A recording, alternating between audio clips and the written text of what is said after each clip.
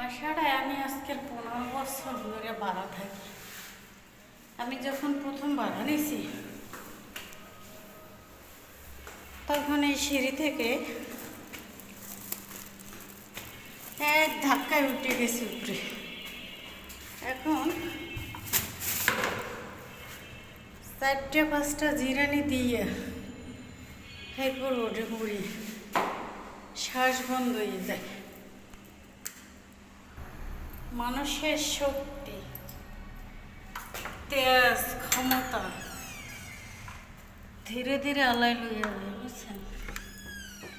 এক ধাক্কায় যে মানুষটা এই সিঁড়ি বাইয়ে উঠছি, এই মানুষটা 4টে জিরানি দিয়ে হেয়ের পর করে, তাইলে বুঝেন শ্বাস বন্ধ হয়ে গেছে, বুঝছেন?